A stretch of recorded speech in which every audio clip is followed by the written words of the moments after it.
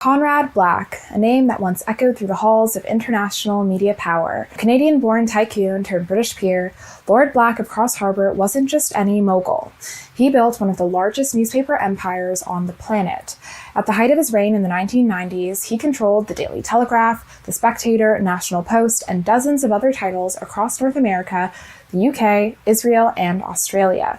Black was born into Canadian business royalty, with a family tree that has deep roots in the country's elite. At just 14, he was expelled from his Upper Canada College for selling stolen exams, a teen scandal that offered an early glimpse into the blind ambition and creative ethics that would define his life. He studied history at Carleton, law at Laval, and earned a master's degree from Oxford.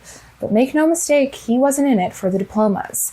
By the 1970s, Black was flipping small newspapers like real estate, parlaying profits into bigger, shinier acquisitions. In 2001, Black was elevated to the British peerage, becoming Baron Black of Cross Harbour.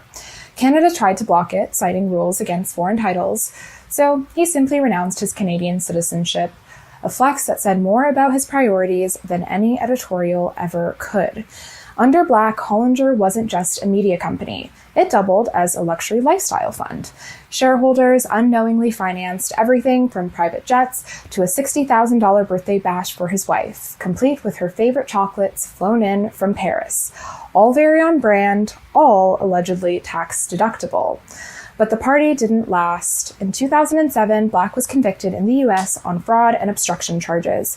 Prosecutors said he siphoned over millions in unauthorized payments and even tried to smuggle boxes of documents out of his Toronto office under the cover of night. He served over 3 years in federal prison, where he taught history classes and penned op-eds about the nobility of incarceration. Even behind bars, he styled himself not as a convict, but as a persecuted philosopher king, undone by bureaucrats and envious mediocrities. Then came the twist. In 2018, Black published a glowing biography of Donald Trump. 1 year later, Trump returned the favor with a full presidential pardon. Trump called him a friend and praised his tremendous contributions. Critics saw something else: elite cronism in its purest form, one indicted ego absolving another. Today, Black is back in Canada, writing columns, speaking on panels, and relentlessly defending his legacy. Still erudite, still combative, still dressing his downfall in Latin quotes and long sentences, his story isn't just about ambition. It's about how far privilege can take you, and how even a felony doesn't always cancel a title. Lord, felon, media baron, take your pick, they all fit.